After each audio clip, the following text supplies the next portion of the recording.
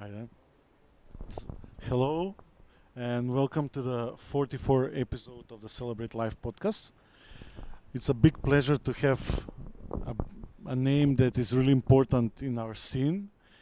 Today with me is Andy Butler from Hercules and Love Affair. Oh, He's playing tonight in Skopje.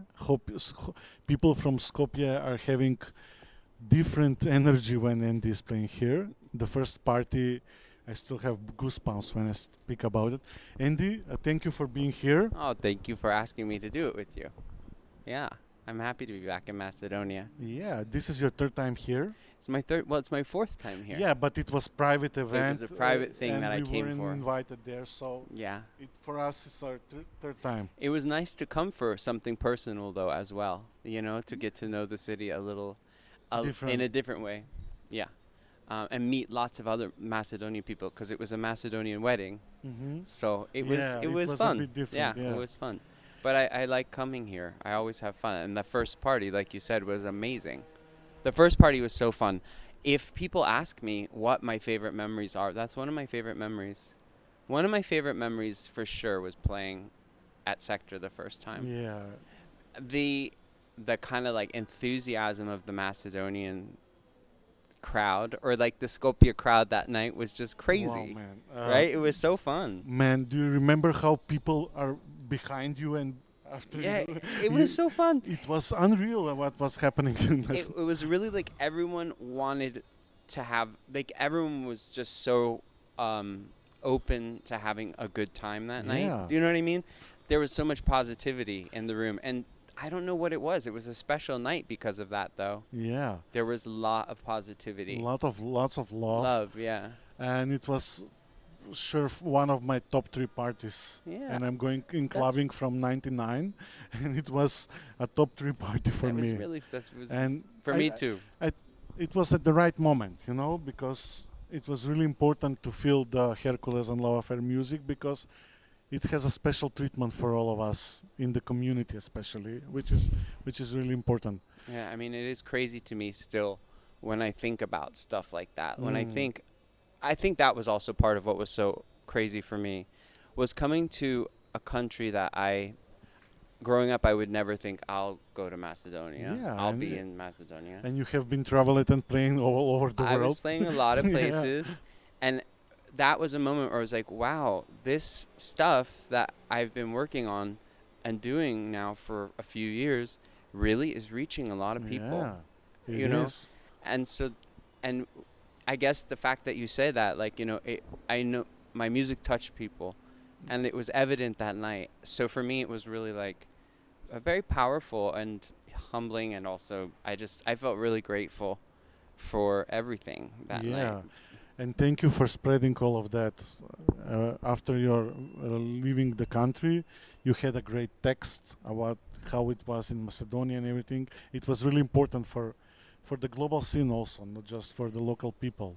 Yeah, you brought it up and reminded me of that because I think as an American, there were so many narratives I grew up with Mm, about all kinds of things. yeah. You name it, the Soviet Union, So yeah, AIDS, gay people, yeah. people of color. Like there were a million narratives that were being put in front of Mhm. me as a young white kid growing up. So coming to Macedonia and coming to Eastern Europe in general at the beginning, I can't say I didn't come without preconceived ideas of what it might be like. Yeah. I can't say that I didn't know what to expect, but I wasn't going to rule out the fact that I might meet hostile people who Yeah. were not welcoming to people Mm. from the LGBT community Yeah, or yeah. plus community, so it was important for me to say aloud and to continue to say aloud, um, what's presented and put forward in the news is maybe one version of the truth and Mhm. a slice or a representation, a flash of something maybe. Yeah. The actual fact, being on the ground in Russia, in Macedonia, in Poland, which unfortunately now Is they're red the zone. ones that are Yeah. having the story, and the stories are bad there. Mm, I've had amazing times in Poland playing amazing. music with really excited, optimistic, positive, happy kids. Yeah. You know, so yeah, it's not one thing or the Mm, other. I know there's a ton of beautiful hearts in yeah. Poland. Also, it's just right now, shit's bad. Yeah, it's not going well. I hope that things will change there because we know how bad could be, Yeah, I which mean, is it's a dramatic turn of mm, events, right? Like yeah. I in the span of like 3 years or 4 years, it started to become increasingly like I'd read stories and think, oh, maybe I won't be going back there for a little Yeah. while, or You hope we will it soon. will change. I Yeah. mean, Hungary has a Oh similar yeah, trajectory. the ban in Hungary was is also awful. I don't feel good when I speak about that. Yeah, So I still couldn't believe that what is happening with the human rights yeah. at this It's point. crazy in It's Western crazy. Europe. It's Yeah. still like It's this. so crazy, man. Yeah, But and Eastern. Yeah, also it's really good that there are some conscious people who will change the things, which is really absolutely, important. It won't absolutely. be forever bad. Yeah, That's for sure. for It will be sure. bad some period, but after that it will change for sure. We must see, I'm not speaking about toxic positivity or something like that, but you have to fight for it Yeah, in some other way. Producing music, making art, get involved in the politics, they're still finding there. smart, Those yeah, voices are still there, and yeah, they're which gonna, is really important. yeah. Um, Um, this podcast started when this pandemic started. I'm trying not to speak about the bad sides of the pandemic, but which is not good. We have a lot of deaths, and also we had a privilege to get a vaccine, but there are some places in the world who still don't have a vaccine. How this pandemic actually changed your life? Because as we said, you have been traveling all over the world, meeting cool people, making music with cool people, yeah. and for a moment everything stopped. That that moment, I think we all felt like a real collective sense of Mm. uncertainty and fear at first, and um, it was incredible in a way because, as you said, my life, I had been purposefully trying to slow down a bit in my Mm-hmm. life. I had been touring less. I had been sort of shaping my relationship to the music industry and, um, yeah, to my career. I was getting some different perspective already for it's been a few years coming for me. Um, so I was a little bit more prepared, I think, in a way, unknowingly, to slow down to the degree Mm. that things slowed down. Uh, and I feel very grateful in my life that, you know, I have a partner, I have a home, um, you know, I'm Time for healthy with my self. Yeah. recovery. I'm not drinking excessive drugging in my life. Like I was very fortunate to be sort of stable Mm. when it happened because I think if it had happened in a moment personally when I was less stable, I don't know how I would have handled the whole thing. Yeah. So what happened actually for me personally was that after the sort of fear um, became manageable and concern and uncertainty, I started to lean into being like moving slower. So about 2 months before the pandemic, I decided to take up uh, learning a meditation technique more formally. So I started reading and a lot about it and practicing and developing Mm. a more involved practice of meditation, which also is crazy that I had started doing it about 2 months before the pandemic. So when it hit, You have been I was prepared. doing it Yeah. and I was like, okay, I'm just really going to do this. And I stayed in that Mm. zone I've stayed in that zone. Yeah. Of course, coming out of it every now and then, because it's hard. Meditation changed my life. Before 10 You were years, saying that. I I still couldn't believe the benefits of it. Not just in the way in my mind, actually in daily life. In some moments you can explode when you're speaking about people, but this meditation, it helps you in a different level. It changes every aspect of your life. Yeah. It's really weird because I've been told for years since I was 18 or 19. I've been encouraged to try meditation.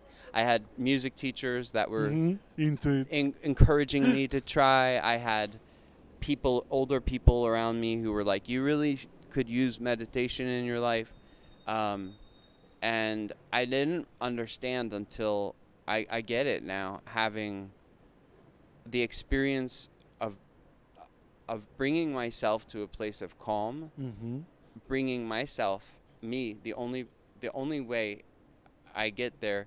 I don't need to use a medication. I don't need to use outside sources. I literally can just use my breath and bring myself to a place of calm, being self. and being grounded in the self. All of a sudden, all these other things in your life you don't react the same crazy way that you used to react. Yeah. You don't have the same impulsive behaviors that you used to have, and Even if you don't get into impulsive ways, you don't. you just leave. You have less. Yeah. You realize that impulsive way of behaving was serving one function, and now this calm way is doing something different. else. So with all of that meditation and stuff that was happening, I was able to also get a ton of stuff done over the last year and a half. The ambient album. That's one little thing I did. Yeah, that was amazing. And I was listening for the first time on your NTS show. Yes. And I was like this, wow, this is totally different that we have been heard before, because Hercules albums are totally different. We have Blue Songs, it's totally 90s, and it's really emotional from a different perspective. Wait for the next one. Yeah. You're gonna be okay. You're gonna be different. Doesn't describe different. Isn't really a. I don't know if that word adequately does it anymore. So yeah, but the ambient record came in from nowhere. Yeah, basically. Well, so one of the things, this is probably a product of my meditation. Yeah. One of the things that I had to do was get rid of some stuff. I didn't have income coming in. So I had this big, beautiful synth, and I was like, you know what? I could use that money. I should probably part ways with this synth. I don't use it a ton. It was a Poly 6. And I said, but before I let go of it, I'm just going to make a ambient record with only using this synth. Yeah, and it's really actually it's 3 synthesizers. There was 4 songs with the Juno, 4 songs with the Poly 6, and then I think I did 2 with the ESQ. So I just was like, it was more of a practice. Like, let's just explore those synths in my studio.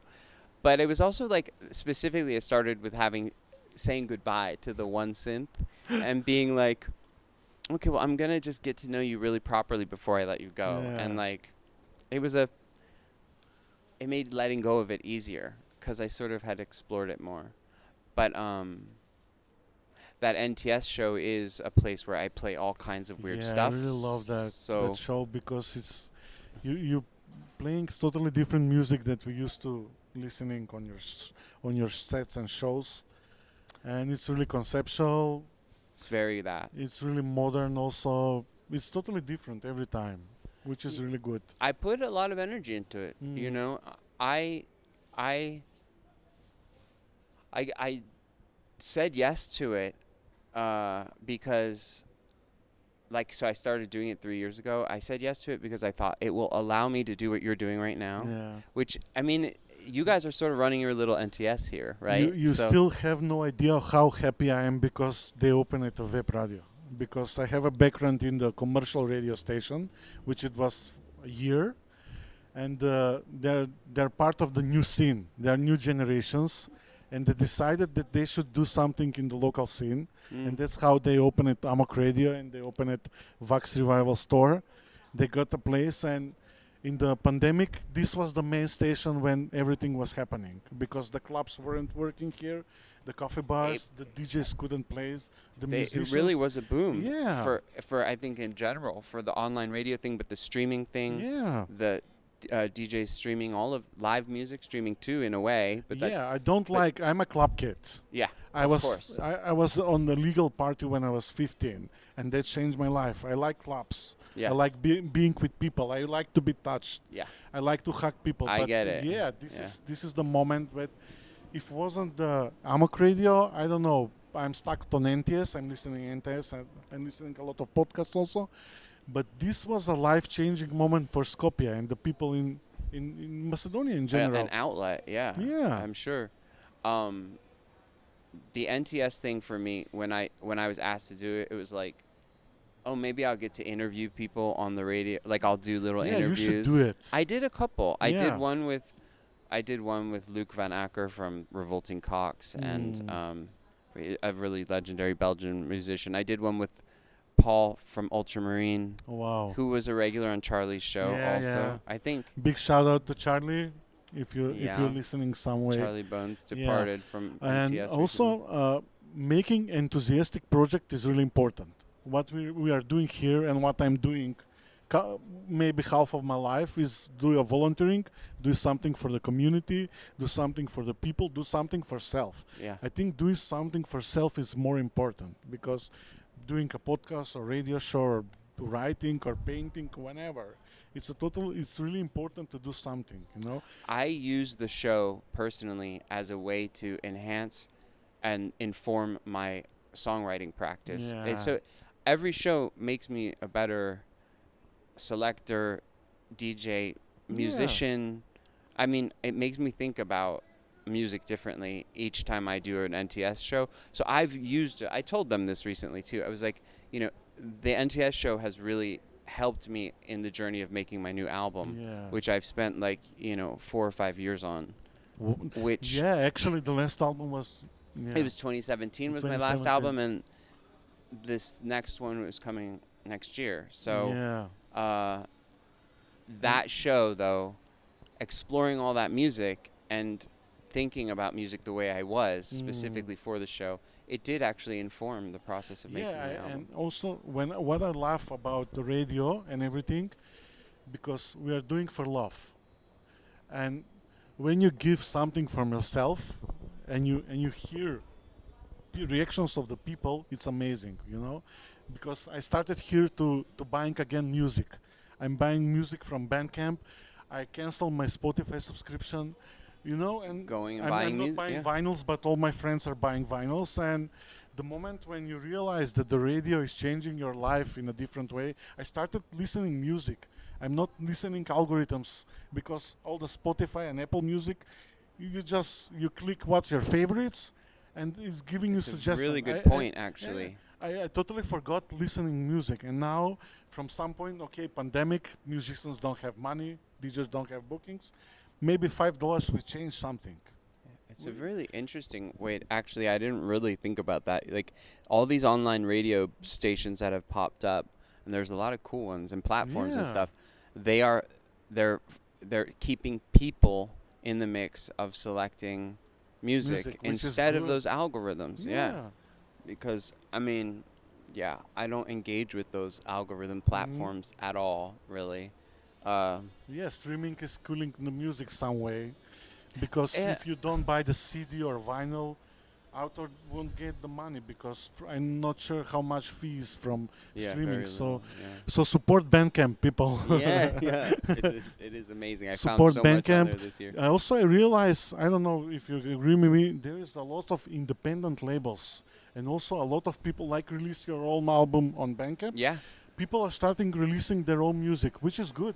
I think so too. I definitely think so. I think I found quite a few things for my NTS show from kind of self-released, Yeah. bizarre things where you're like, whoa, that kid is like in his early 20s in Canada in a small Yeah. town, like but self-released something on Bandcamp, and it's actually really It's cool. amazing. Yeah, Yeah. you know, it's fascinating how that's Yeah, happening right because now. we are coming from some indie scene.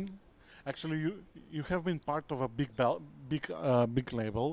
Yeah. You have released your first album for DFA. In the moment, was DFA was really huge, Yep. and all the black dice and LCD sound system and hot chip and everything was so good.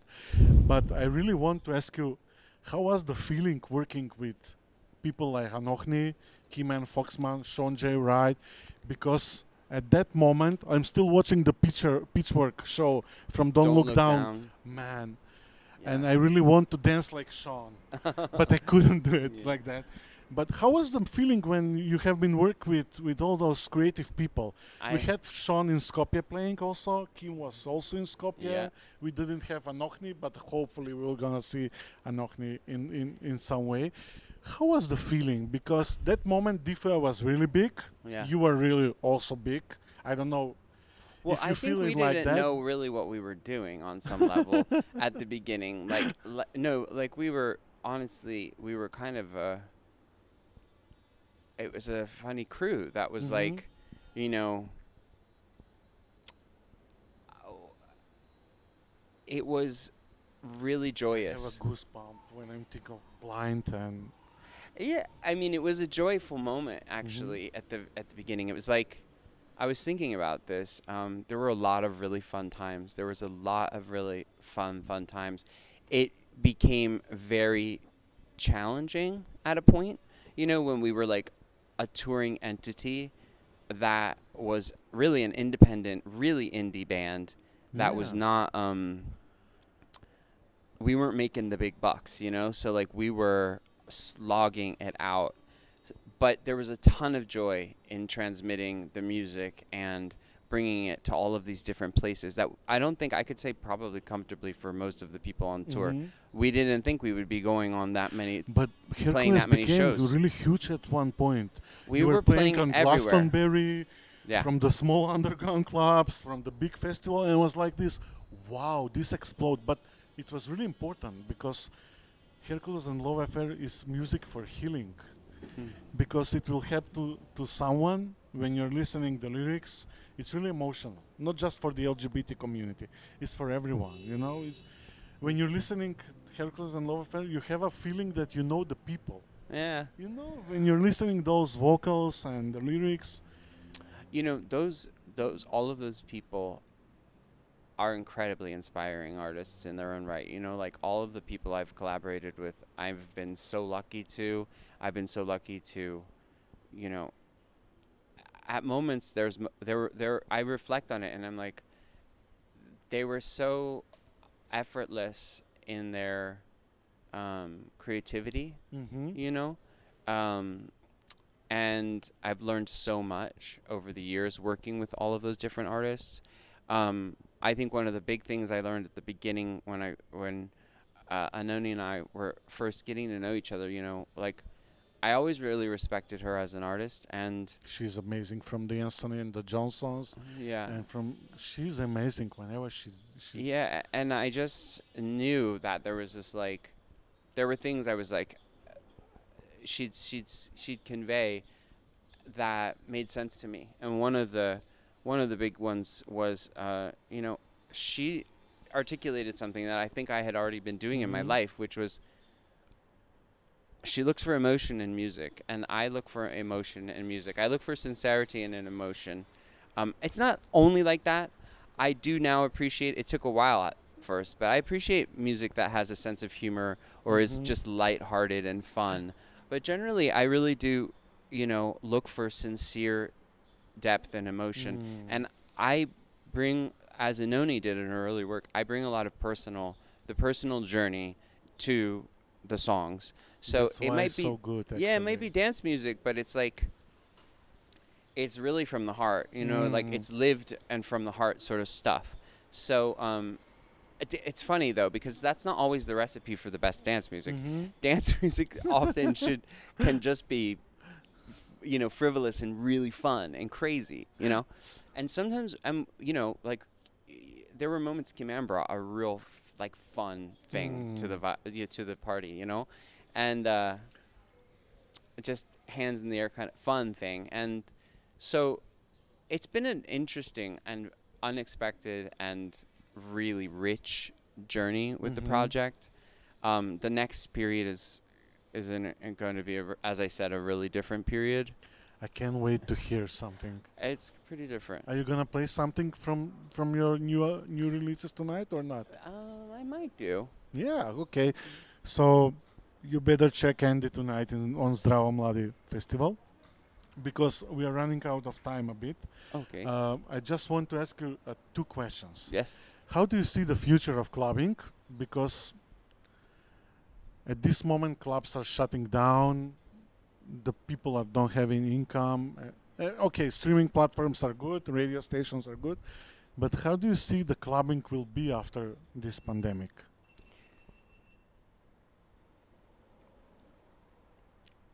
If you Clubbing, don't, it's such a strange thing to imagine in general. Like other parts of the world, everyone's moving at a different rate. Everyone's implementing different rules, and like everyone's has a lot of places have different takes on how to proceed. Some places, like England, really seems to be proceeding with like, eventually we're going to pass a level of, we're going to get to this herd immunity thing. Like everyone's just, parties can happen, clubs can be open. If you get sick, you get sick. Everyone's in a different mindset, kind of, it seems. So it's hard to really predict. But I think there already is a return to local talent. which is good. Which is amazing. Yeah. I mean, I was in London not long ago, and someone pointed out a billboard with a lineup, and they were like 85% or 90% of the artists were UK talent. Which is good.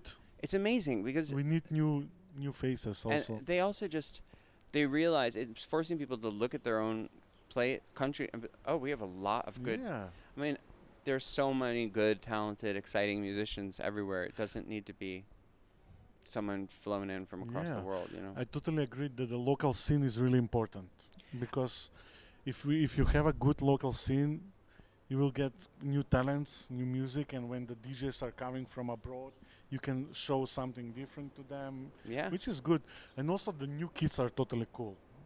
They are cool. Yeah, they're so cool. Oh my God. I mean, it's strange being at my age now because it's like 10 years ago I met the young kids then, and I had to adapt to like how they were different and who they were. And then I got close and really developed some amazing relationships with some of those kids 10 years younger. I really love the new kids. Not just they are just open for the gender and for the different and from everything, but also they understand how important to be human today. Because no matter how's your gender, race, religion, or whatever, you should be human after all. Because you have all this raising of homophobia, xenophobia, and everything. It's really important to share something human. Because empathy is really more important than everything else. Yeah, I mean, I do definitely think they're equipped to take us to a better place. Yeah. Hopefully than where we're at, because it's an intense moment we're living in. Okay, cool. Andy, thank you for being here. If you Thank want you to for share having me. something more for the end, the mic is yours. No, I'm just looking forward to playing tonight at the Yeah. Youth Cultural Center here in Skopje. So if you're around, come listen and dance. That would be fun. For those of you who never heard Hercules and Love Affair, you better check. Also, I recommend you the Blue Songs album. Oh, we didn't mention nothing about the artworks of the Hercules and Love Affair. Every album has a special artwork, so also you get attention to the details, which is really good. I'm Indog. This was Celebrate Live podcast, 44 episode, live and direct from the Amok Radio in headquarters in Skopje. Today I had a pleasure to speak with Andy Butler, and also I will recommend you to start meditating if you're not doing it. Perfect. Thank you, Thank Andy. you so much.